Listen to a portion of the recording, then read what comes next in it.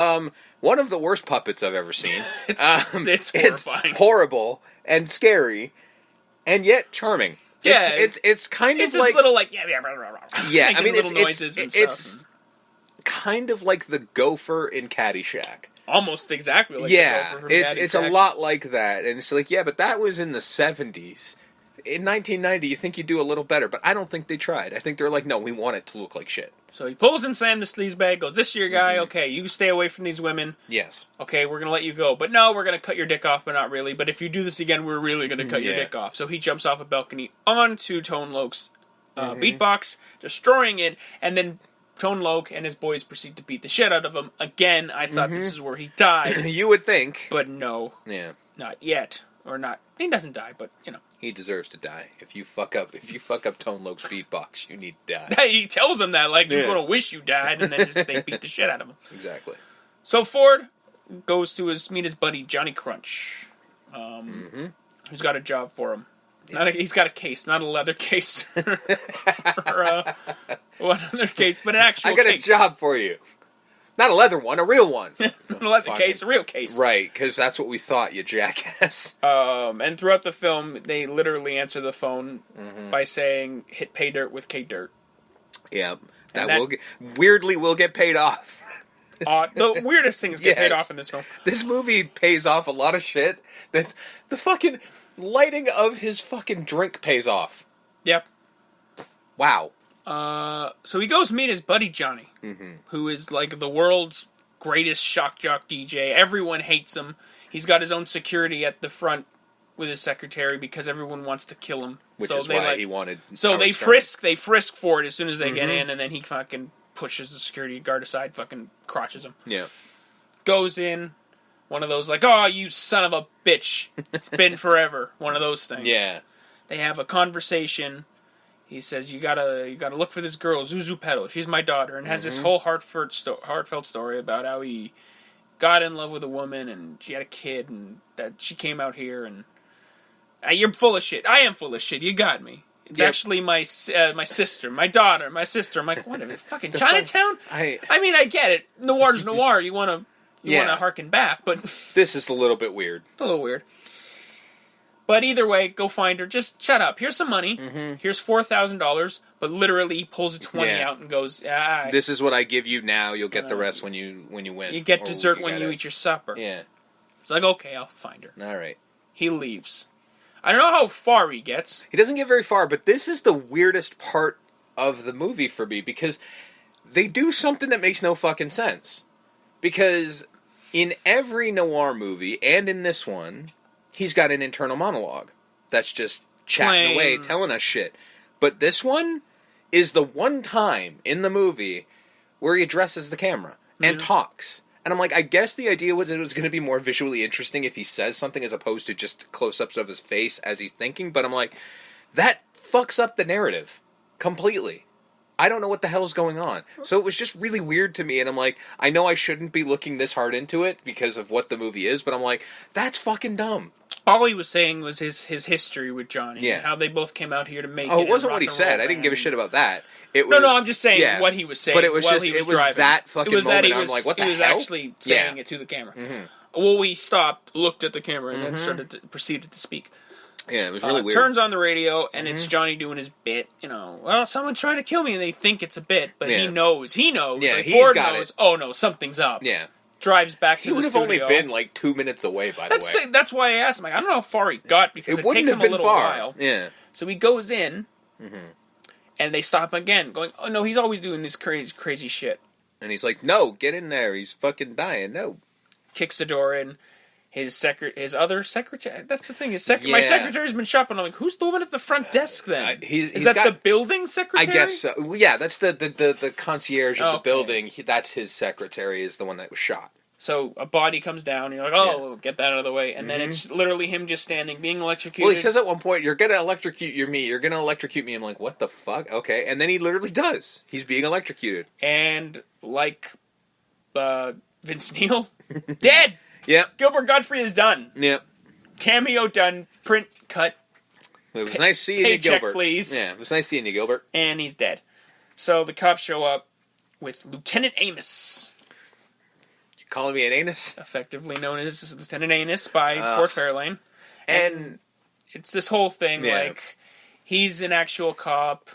Yeah, it's another thing that, like, the cops don't like private eyes, and it's another noir trope. But then he says, like, oh, but he harkens back to his old disco days, like, there's this guy. Like this guy. Disco this Express. Guy, you sound like this guy. You look like him. And he's like, booty time. And then he proceeds he starts to singing booty time. But, like, that's going to make it better. Yeah. And all his cop buddies are looking at him going, what the fuck Well, everybody starts walking out to look at him do it. And I'm like, why is he doing this? I guess, well, in all fairness, we do find it, again, this kind of pays off later. He's proud of it. Yeah, he's proud of booty time. Yeah. Wouldn't you be proud of booty time? I mean, I would be. In the Disco Express. Absolutely. So he's like, disco sucks, and he walks away. One of those, like, you stay out of my case, Ford Fairlane. And he grabs a record sleeve? Yeah, a record sleeve. That has Art Mooney's name on it. And he's just like, hiding it, and that's when he's trying to walk away. Yeah, he's like, why are you leaving? He's like, you told me to get the fuck out of here. Yeah. He's like, you better not be tampering with the evidence. And he's like, well, you told me to leave. So I'm doing it. Shut up.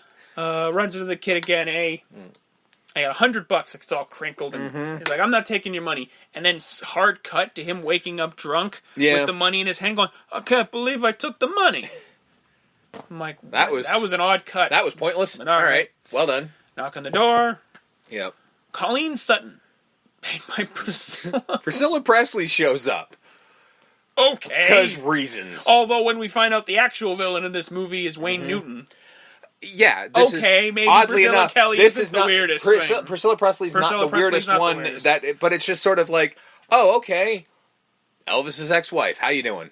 Which makes sense. Does it? Because, well, let's be honest. Well, at his core, Andrew Dice Clay wants to be Elvis. Oh, I would clearly, but given his song and dance in about 5 minutes from now. Yeah, but so to have Elvis's ex-wife in the film, how did they get her? I don't know. Again, it's not Elvis. We're talking. It's no, his I know, ex-wife. but she, from what no, you know what she did? She did like the Naked Gun movies, yeah. So maybe it wasn't that hard to get Priscilla Presley at one point. Yeah, all right. Never mind. She's again another noir trope of I need you to find a girl. Yeah, because this is basically like the girl that walks into the office with and I'm sure should be some comment on her legs because there always is. Yep. Which weirdly there isn't. And I'm like, wow, that's... Trust me. The one trope they didn't do. I'm surprised he didn't get a lot vulgar than her legs. True. But you need to find a girl, and he pulls out Zuzu, and he finishes his pedals. Like, what do you mean? Because she pulls out the picture, she's like, don't worry, I got my own. And then she's kind of confused of how he knows about this woman. Mm-hmm. And he's like, so are we, I'm already on the case. Yeah. But he's like, oh, anyways, here's $5,000. Let me guess, you're going to give me 20. She's like, no, you get the whole thing. That's the whole thing. He's like, real money? Oh, my God. She's rich. She don't give a fuck. Like, it's weird because he's perceived to be Mr. Cool Guy and awesome guy. Yeah, but if you don't have to pay for anything... But he's also broke. But he doesn't pay for anything. He doesn't pay for food, because that's always comped. He doesn't pay for drinks, because that's always comped. He doesn't pay for entertainment, because that's always comped. But his rent? Because he lives in a pretty swanky place. If he's the coolest fucking dude in the world, no one's probably charging him rent either. Maybe. Maybe Tone Loc owns the fucking building. It's just like, I love you, man. You're cool. She mentions a weird line that's just sort of like, she says she's rich. He's like, how rich are you? And she says something along the lines of, like, rich enough to not care. Yeah. And I'm like, I don't know what that means, but I want to be that rich. Also, when he offers her a drink, and it's orange juice. Yeah, what the fuck? He drinks out of the orange juice and then hands it to her, and she proceeds to drink as well. There's two things wrong with what happened in that sentence. He says, do you want some orange juice? She says yes, which I'm like, looking at that place, you would not want orange juice. No. Second of all, he doesn't pull it out of the fridge. He pulls it off of something that it sticks to, and then he pours it into a pitcher, and then takes a drink out of it and hands it to her, and then she drinks it. None of that makes any sense to me. No. All very gross. Yes. Either way, you're on the case for it. Mm-hmm. So he goes to see his buddy Don. Why? I don't really know. I guess he asks about Art Mooney. You know Art Mooney? Yeah. He's fishing, basically. Because everyone he meets, he goes, I was talking to my friend, Art Mooney. Ever hear of him? Mm-hmm. And then they would go, no. And he goes, okay, well, that's damn it. So Don is producing the new hottest thing, Kyle Troy. Spectacular mullet. Who is just, I guess, like it's an indictment on pop stars of the day. Pretty much, yeah. I don't think it's a direct shot at anyone. It's not. They actually went out of their way to not It's just, point out anyone. Just a whiny pop star who can't sing. Yeah. And he proceeds to just tear him down. Go, this guy's terrible. You suck. And then he that's when he says the line from the very beginning of, like, you know, you're murder and rock and you're rape and roll. And he proceeds to sing his own song. Well, before... sorry. He mentions Julian Grendel, who's like the big hotshot guy. He's like, this is another one of his garbage people. And then cut to Wayne Newton, who is playing Julian Grendel, lighting a cigarette, going, you know, it's best not to talk about people, especially if they're in the room. And he apologizes, which I'm like, no, Ford Fairlane wouldn't apologize. No, especially to someone who he calls Julie for the entire film. Yeah. Now, granted, I think he calls himself Julie. He does. Whatever. But yeah, Wayne Newton is the bad guy in this movie. Mr. Vegas, Wayne fucking Newton. Wayne Newton is the bad guy. Although he was a bad guy eventually later on in one of the vacation movies, too. I guess he proves to be an antagonist in that film, yes, I suppose. If anyone's going to be an antagonist, it would be him. It's Wayne fucking Newton. Mm-hmm. So Ford sings a song. Like, almost like a full song. It's about 2 minutes long. Like a musical. Yeah.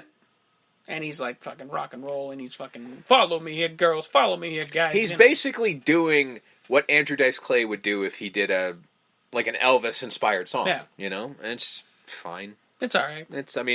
I'm surprised he didn't actually put out a record after this movie. He didn't put out a record, but that song was a single. Okay. It did not do well. No, I wouldn't imagine it would. So he's looking for Johnny's boat, and he's thinking Johnny wouldn't have an obvious name for his boat. Yes. But no, he would, because the name of the boat is the Mighty Penis. Which I love so much. So he climbs aboard the Mighty Penis. And in said Mighty Penis are several penises. Well, and whips and chains and hooks. In all fairness, if you're gonna, that's what makes sense, right? Obviously, he was a masochist. Yes. Finds a tape that says Colleen and Johnny. Again, why would you put your real names on the tape that they play? Because they play the tape, and he's like barking like a dog, and Colleen turns out to be a dominatrix. Well, it's because you're in the safe space when you're in the Mighty Penis. I suppose. Right? And then Smiley appears. And this will be your main henchman for the film. So this is Robert Englund in fetish gear, basically. Giggling a lot. So I'm like, Rob Halford. Basically. Rob Halford or Bob Shaye's character in Nightmare on Elm Street 2. I just go Rob Halford because he's got the accent. It makes sense. And he has a fight. He does. They razzle a bit. Ford Fairlane pulls, I think, a gun rack. He does. With 3 separate guns. Fires them separately. Misses completely. And dives under because now he's put holes in the boat. It's going down. Yeah. So water is starting to arise. He swims under like a fucking Navy SEAL. Pops up behind Smiley, uppercuts him. Like you do. Like Street Fighter style. Yeah. And then takes a TV and proceeds to hit him over the head with it. He's dead, right? The irony.